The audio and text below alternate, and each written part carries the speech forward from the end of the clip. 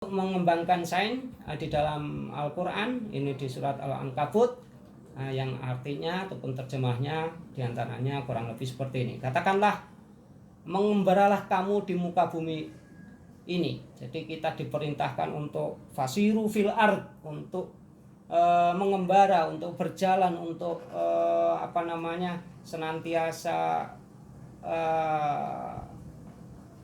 mengadakan perjalanan dalam tafakur untuk melihat tentang apa yang terjadi, apa yang ditetapkan, apa yang ada di muka bumi ini. Serta lihatlah bagaimana Allah telah memuliakan ataupun memuliakan ciptaan makhluk-makhluk dari asal jadinya, ataupun memulakan, dalam artian Allah telah memulai, bukan memuliakan, diantaranya juga memulai dan memuliakan manusia, diantaranya juga ciptaan makhluk-makhluk dari asal jadinya.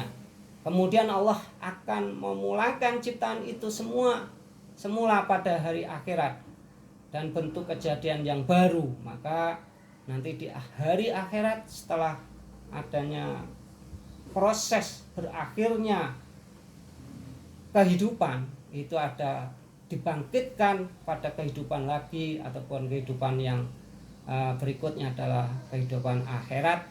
Maka juga itu menjadi sesuatu yang akan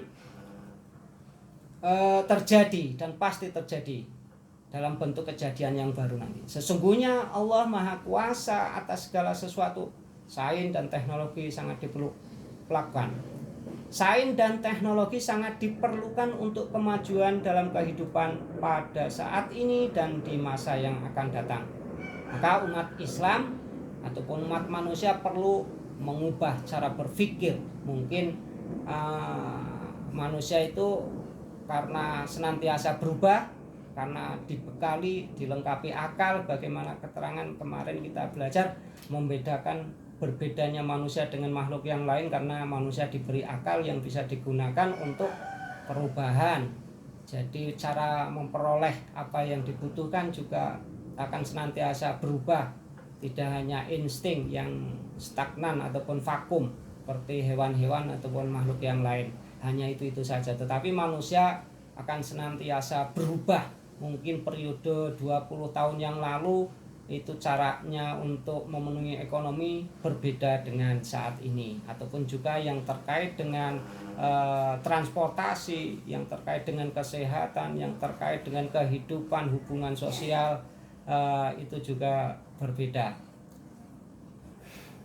Karena manusia ada akal tadi. Terhadap konsep ilmu sains dan teknologi itu penting.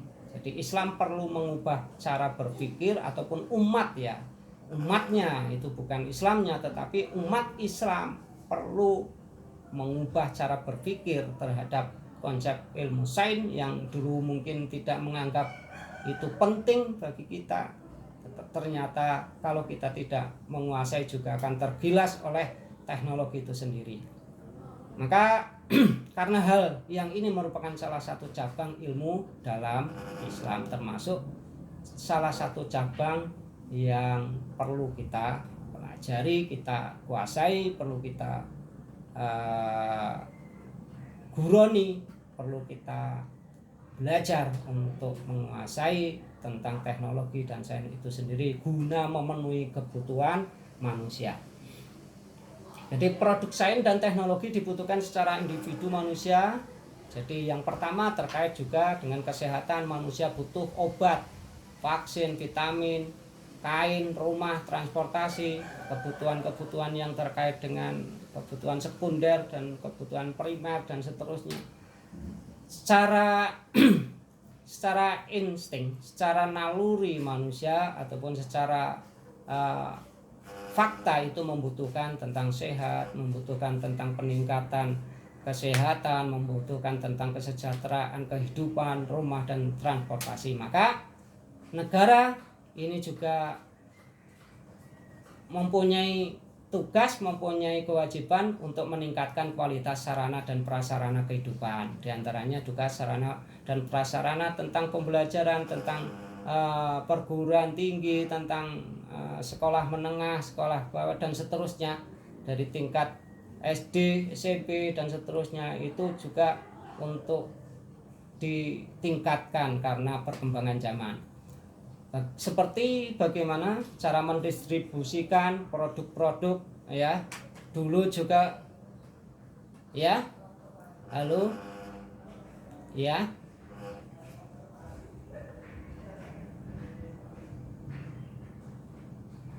Oh iya, mohon maaf.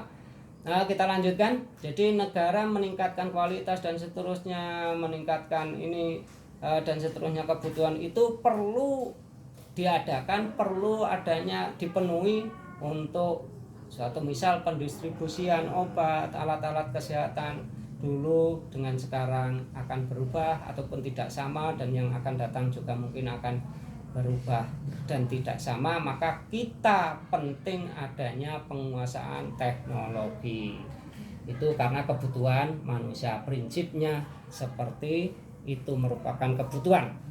Saudara-saudara yang berbahagia, jadi sains dan teknologi dalam administrasi, kesehatan dan seterusnya itu juga dalam agama kita, kalau kita mau melaksanakan itu merupakan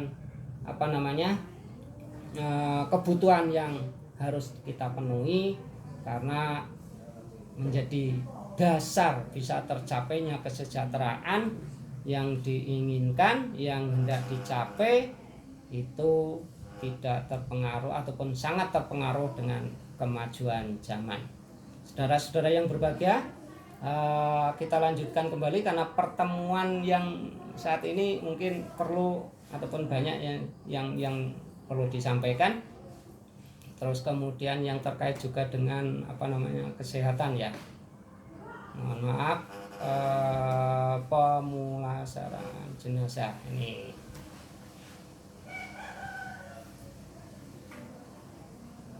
Kita lanjutkan, akan saya buka tentang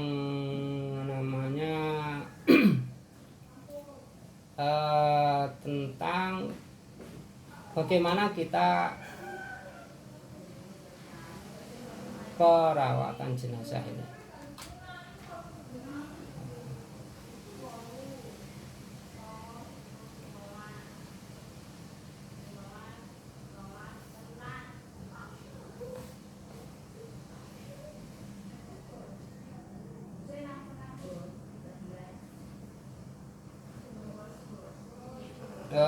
Saudara-saudara yang berbahagia, mohon maaf sebentar, kita akan membuka slide berikutnya.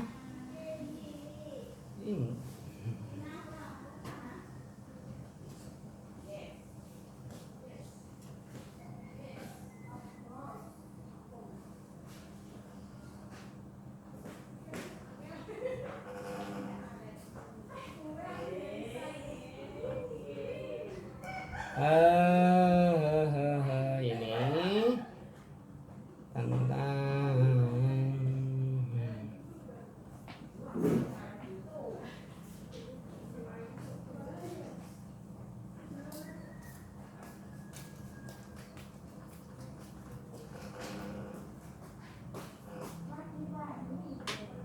halo, ini tentang perawatan jenazah sudah terlihat belum?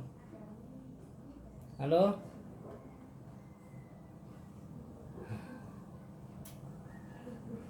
Belum ya? Belum sebentar. Ini makanya ini mohon maaf, tadi yang terkait dengan perawatan jenazah ini kan sudah saya buka. Oh, okay. Terus langsung sini. Okay. Tapi di sini nggak muncul. Di X dulu. Oh ini di X dulu.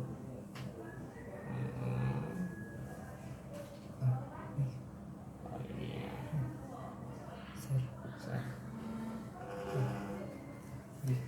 Nah ini ya. Mohon maaf. Ternyata ya, terima kasih Mas Heru. Ternyata sains ataupun penguasaan teknologi yang seperti ini real ya. Ini sangat dibutuhkan dan harus dikuasai. Maka kita itu sering gagap, ya kan. Maka kita harus siap. kita harus mau belajar betapa pentingnya ilmu kemajuan. Kita juga menguasai bagaimana bahwa tanpa kita memperhatikan apa yang diperintahkan oleh Allah, kita akan dalam kegelapan. Kalau kita tidak mau memperhatikan apa yang diperintahkan oleh Allah, maka kita tetap dalam kegelapan, tidak menuju terang benderang, ataupun kita tetap dalam kebingungan, dalam ketidaktahuan. Maka penting juga, maka belajarlah.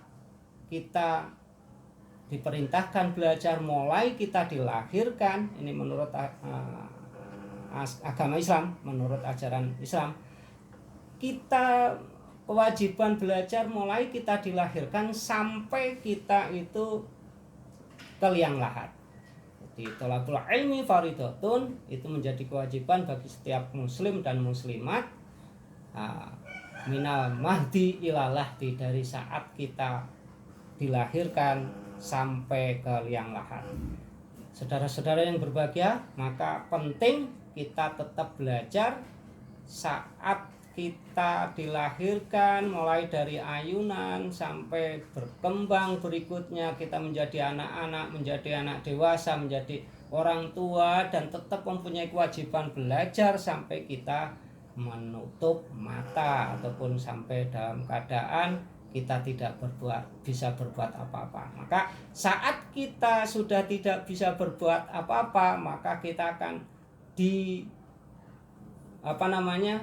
dirawat oleh orang yang masih bisa berbuat. Maka ini memasuki tentang perawatan jenazah. Jadi di dalam Islam, perawatan jenazah ini termasuk harus diperhatikan. Perawatan jenazah ini identitas itu bagaimana, terus kemudian ada pentingnya mapping alamatnya di mana dan materinya itu apa dan tugas, dan ini perawatan jenazah ini seperti itu. Jadi perlu kita memperhatikan pasien ataupun orang yang di luar diri kita, sejatinya dia itu pada posisi yang bagaimana, maka identitas ini. Jadi syariat Islam, identitas program ini menurut ketentuan syariat Islam dalam penyelenggaraan jenazah, memahami pelaksanaan tata cara penyelenggaraan jenazah, memperagakan tata cara ini. Peragaannya mungkin nanti bisa diperagakan di daerahnya masing-masing. Tujuannya pembelajaran, setelah mempelajari kegiatan ini, Anda diharapkan mempunyai kemampuan menerapkan ketentuan syariat yang terkait dengan syariat Islam dalam penyelenggaraan jenazah dengan tepat, menjelaskan tata cara penyelenggaraan jenazah dengan tepat, memperagakan tata cara penyelenggaraan jenazah dengan tepat pula. Perawatan jenazah yang perlu diperhatikan adalah tata cara memandikan jenazah, kemudian juga cara mengkafani, memberikan baju ataupun istilahnya kafan jenazah, dan juga menyolatkan jenazah, karena orang yang sudah meninggal sudah tidak bisa sholat, maka dia disolati. Terus kemudian tata cara menguburkan jenazah ini yang perlu dan harus diperhatikan, tentang hal-hal yang terkait dengan memandikan, mengkafani, sholat, dan juga menguburkan. Ini memandikan jenazah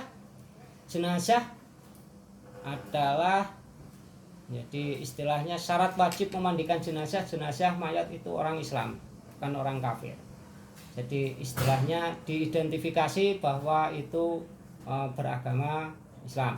Didapati tubuhnya sekalipun hanya sebagian, jadi jasad fisiknya masih ada, walaupun mungkin tidak lengkap karena kebetulan meninggalnya karena kecelakaan dan seterusnya, itu masih didapati walaupun hanya sebagian. Jenazah tersebut bukan mati syahid. Kalau mati syahid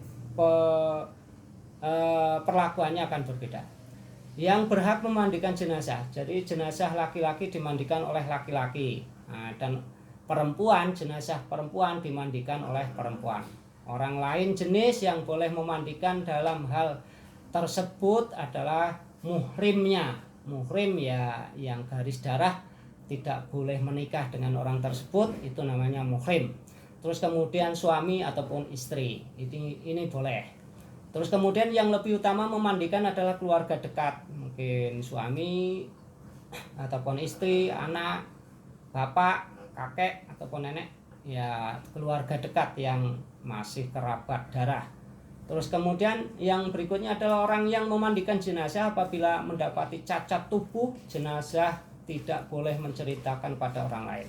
Apabila kita memandikan jenazah terus kemudian ternyata jenazahnya itu mempunyai sesuatu yang tidak perlu diceritakan, cacat tubuh ataupun ada kekurangan, itu yang memandikan tidak boleh menceritakan. Menceritakan pada orang lain cukup untuk dirinya sendiri, dan itu tetap untuk senantiasa mendoakan pada Allah, berdoa pada Allah untuk dirinya. Apabila tidak mendapatkan orang yang sejenis ataupun muhrim ataupun suami istri, maka mayat bisa ditayamumkan. Tata cara memandikan jenazah. Dalam memandikan jenazah boleh niat atau tanpa niat. Jadi memandikan jenazah itu secara syariat tuntunannya bisa diucapkan ataupun dengan adanya niat memandikan jenazah orang ini karena Allah, ataupun si A karena Allah, itu boleh diucapkan, boleh tidak, ataupun tanpa niat. Yang berikutnya adalah sedikitnya meratakan air ke seluruh tubuh jenazah. Jadi sedikitnya adalah pertama meratakan air saat memandikan. Setelah adanya niat untuk memandikan jenazah karena Allah, kita meratakan air. Sebaiknya 3 kali atau lebih bila dipandang perlu. Minimal itu 3 kali rata, mulai dari atas, dari ujung rambut sampai ke ujung kaki, sampai ke sela-sela tubuh mayat ataupun jenazah, itu harus terkena air semua. Minimal 3 kali ataupun lebih, itu tidak apa-apa. Ataupun bila dipandang perlu lebih, karena di Indonesia itu air itu sangat murah meriah melimpah. Ya yang penting kita memperhatikan, yang terpenting adalah memperhatikan adab bahwa jenazah itu juga harus diperlakukan dengan baik, tidak boleh semena-mena. Maka dengan santun kita saat mengguyurkan air itu boleh lebih dari 3 kali.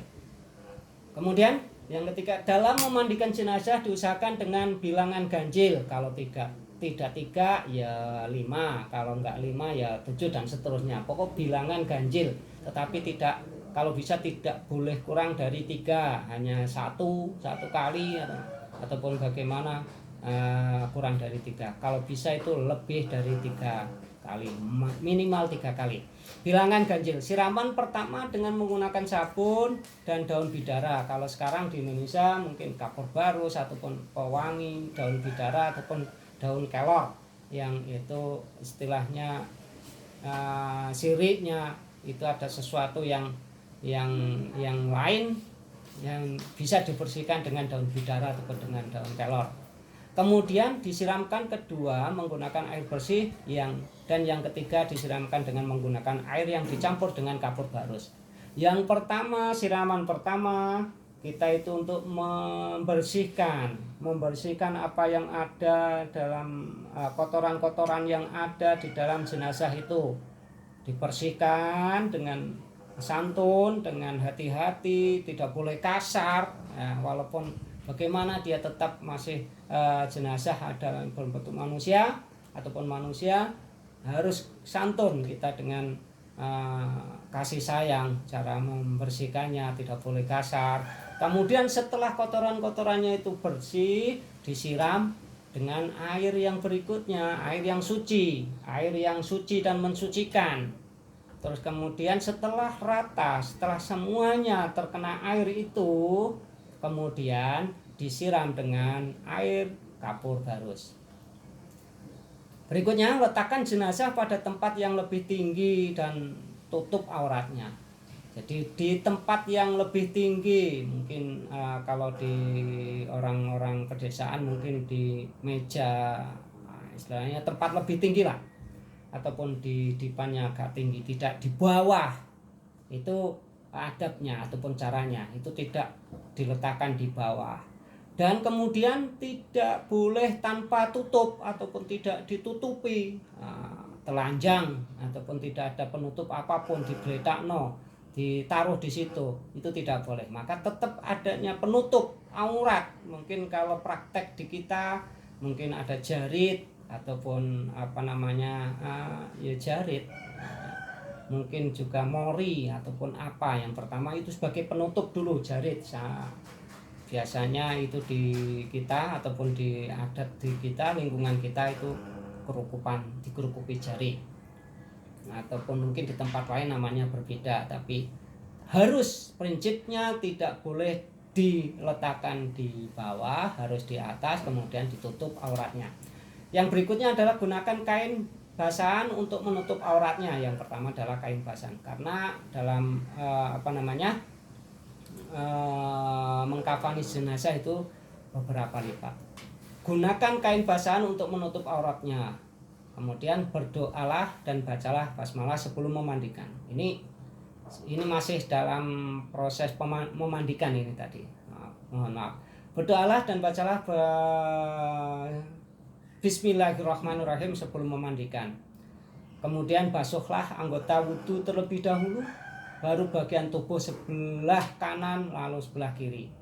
Kita basuh anggota wudhunya, suatu misal mukanya dulu, terus kemudian tangannya dan seterusnya, seperti orang berwudu itu, anggota wudhunya dulu dari muka, terus kemudian tangan, terus kepala, kaki dan seterusnya. Dan dimulai kemudian berikutnya adalah bagian tubuh sebelah kanan. Jadi ini tata caranya, sebelah kanan dulu dikerucuk, disiram, kemudian setelah itu digosok-gosok, ini selesai baru sebelah kiri. Urutlah dan tekanlah perutnya agar kotoran keluar, kemudian bersihkan. Jadi saat memandikan jenazah itu perutnya itu agak ditekan dulu segitu, biar kotoran yang masih ada di dalam perutnya itu keluar. Jadi keluar, kemudian dibersihkan.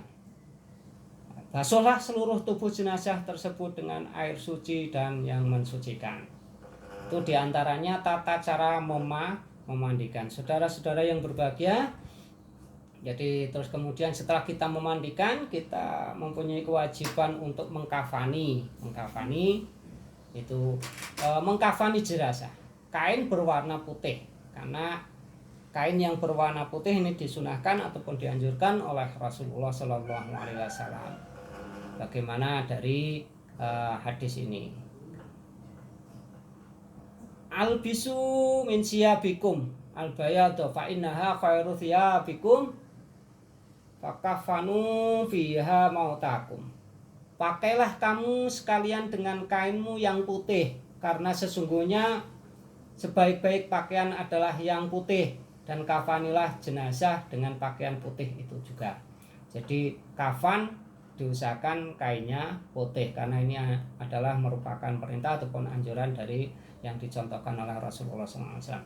Kain kafan sekurang-kurangnya satu lapis yang menutupi seluruh tubuh jenazah. Yang pertama adalah satu lapis yang menutupi seluruh tubuh jenazah.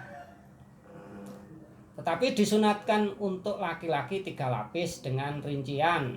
Jadi kalau orang laki-laki ini 3 lapis dengan rincian. Kita itu pertama itu dengan satu kain itu sudah bisa. Tetapi ini dianjurkan ataupun disunahkan bagi orang laki-laki itu dengan 3 lapis. 2 helai kain untuk baju dan sarung.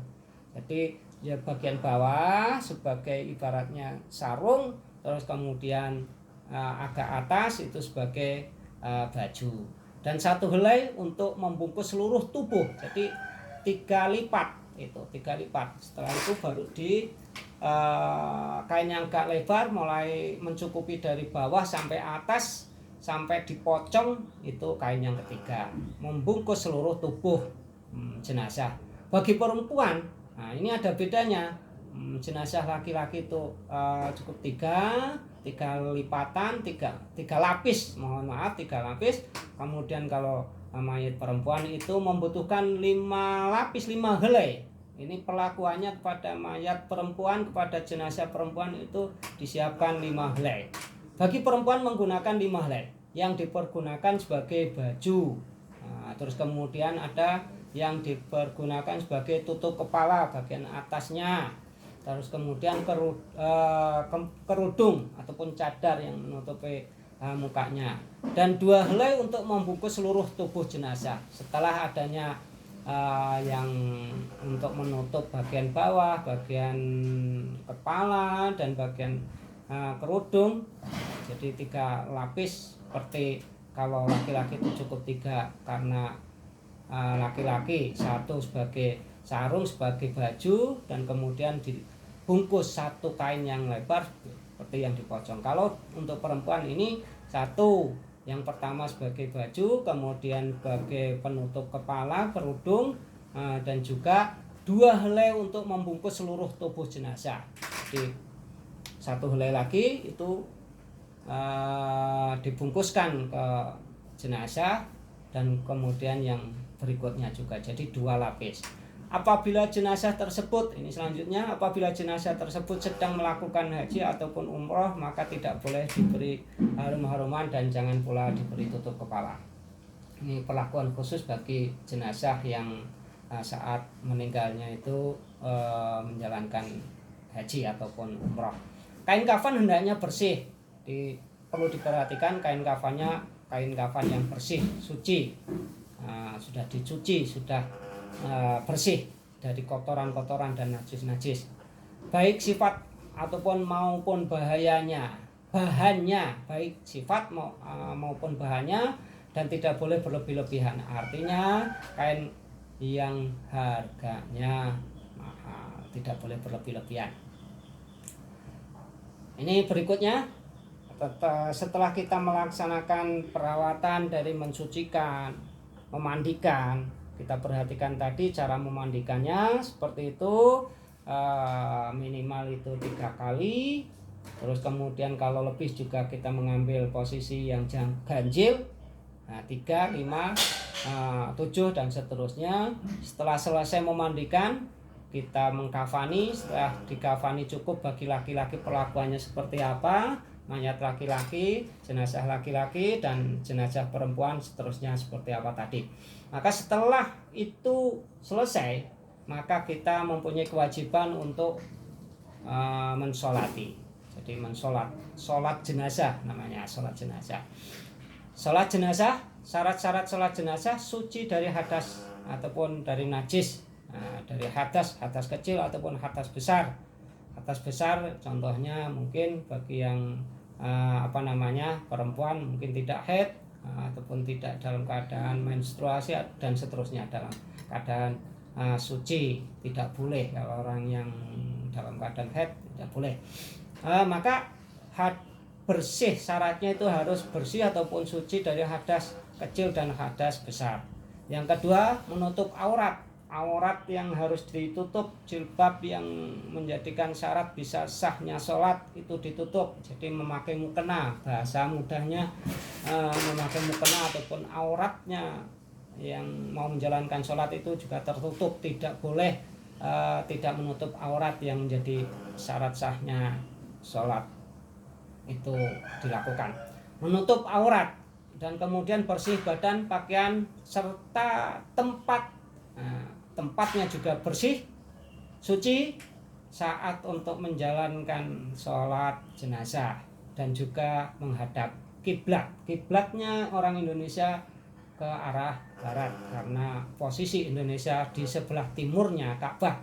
Kiblatnya adalah di sebelah barat, maka kita menghadap kiblat, menghadap ke barat. Jenazah sudah dalam keadaan dimandikan ataupun dikafani. Jadi sudah disujeni, jenazahnya itu sudah dimandikan, sudah dikafani. Enggak moro-moro jenazah masih dalam keadaan belum disucikan, belum dikafani secara layak sesuai dengan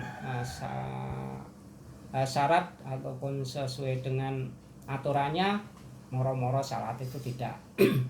Tapi jenazah sudah disucikan, sudah dikafani secara sempurna, baru kita melaksanakan sholat. Letak jenazah di sebelah kiblat orang yang mensolati, jadi sebelah baratnya orang yang berdiri melaksanakan sholat, kecuali sholat gaib. Sholat gaib yoga istilahnya sholat mayit, tetapi mayitnya tidak terlihat, ataupun sholat gaib, ataupun sholat jenazah yang di atas kuburan, maka berbeda pelakuannya. Saudara-saudara yang berbahagia, materi ini tentang rukun sholat jenazah. Jadi sholat itu ada syaratnya tadi, sudah kita bahas. Syaratnya suci dari hadas kecil, hadas besar, kemudian juga jenazahnya sudah disuceni, dikafani, kemudian kita meletakkan jenazahnya di sebelah baratnya orang yang menjalankan sholat. Itu syaratnya, syarat sholatnya. Terus kemudian rukun-rukun sholat jenazah. Yang pertama perlu adanya niat mensolati jenazah. Terus kemudian juga berdiri apabila orang itu mampu. Enggak mampu berdiri ya duduk mungkin, tetapi tidak istilahnya duduk dalam melaksanakan sholat. Terus kemudian membaca surat Al-Fatihah sesudah takbir pertama, Allahu Akbar. Kemudian kita tadi sudah niat, kita menghadap kiblat, niat mensolati jenazah, kemudian kita takbir Allahu Akbar. Setelah itu membaca surat Al-Fatihah. Surat Al-Fatihah sudah dibaca, kemudian membaca sholawat. Setelah baca Fatihah, takbir lagi, membaca sholawat Nabi, Allahumma sholli ala sayyidina Muhammad, dan seterusnya. Kemudian setelah itu takbir yang ketiga, setelah berikutnya Allahu Akbar lagi, mendoakan jenazah, Allahumma firlahu warhamhu. Kalau orang mayitnya, jenazahnya itu laki-laki, Allahumma firlaha warhamha wa'fu anha. Itu kalau perempuan, mendoakan jenazah setelah takbir ketiga. Terus kemudian yang berikutnya adalah mendoakan yang ditinggalkan setelah takbir keempat, Allahumma firlahu warhamhu wa'fu anhu, Allahumma la tahrimna ajrahu wa la taftina ba'dahu wa filana walahu birahmatika ya arhamar rahimin. Itu diantaranya. Setelah mendoakan kita salam ke kanan. Itu. Ini doanya. Doa setelah takbir ketiga tadi, saat mendoakan Allahumma firlahu, itu kalau laki-laki, Allahumma firlaha kalau perempuan doanya.